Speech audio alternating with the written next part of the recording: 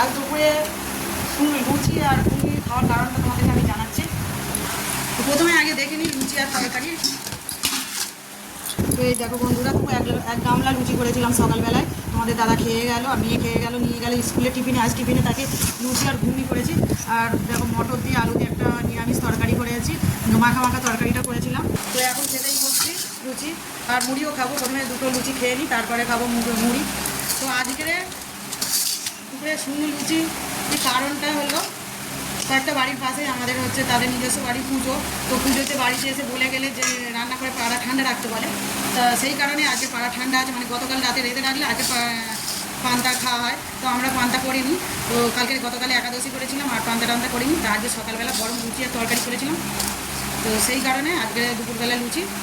একটা পাড়া থেকে কারোর বাড়ি যদি পুজো হয়, যদি বলে যায় নিমন্ত্রণ করে, বলে যাওয়া মানে নিমন্ত্রণ করে যাওয়া। তো নিমন্ত্রণ যদি করে যায় বা বাড়িতে ঠান্ডা রাখতে হয়, তো তারপর পুজো হয়ে গেলে তারা হেঁকে দেবে, মাইকে হেঁকে দেবে যে রান্না সন্ধ্যেবেলায় পুজো, সন্ধ্যের আগে পুজো হয়ে যাবে, সন্ধ্যের মুহূর্তে। তো সঙ্গে 7টা-8টার দিকে ফের রান্না বসাতে পারবো। তো এটা হলো আমাদের এদিকে কিছুটা নিয়ম, একটু অন্যরকম, ভালোই লাগে আমার নিয়মগুলো। বাড়ি এসে নিমন্ত্রণ করে যায় ঠান্ডা রাখার জন্য। তা এখন আমরা লুচি খেতে বসছি। তা আমরা বলতে ভুল কথা, আমি একাই এখন খাচ্ছি। মার খাওয়া হয়ে গেছে, মেয়ে চলে গেছে, মেয়ের বাবাও তো কাজে চলে গেছে খেয়ে। তো মেয়ে কাজে দিয়েছি টিফিনে লুচি। ঘুগনিটা জাস্ট অসাধারণ খেতে বন্ধুরা। নিরামিষ ঘুগনি আমার খুব ভালো লাগে। আমাদের বাড়ির সবারই ভালো লাগে আমার হাতে ঘুগনি খেতে, আলুর দম, নিরামিষ আদা জিরে দিয়ে টমেটো দিয়ে ঘুগনি খেতে সবাই ভালোবাসে।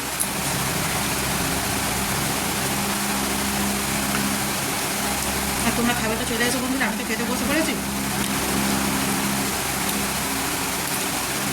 রান্না হবে সন্ধ্যে 7টার পরে।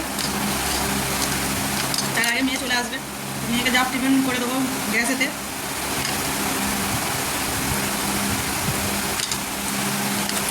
ততক্ষণে আমি খাই বন্ধুরা, পরের ভিডিওতে দেখা হবে। আর হ্যাঁ, লুচিটা নিয়েও বসেছি, মুড়িও খাবো। আর দুপুরে লুচিটা খেয়ে নিই। টাটা।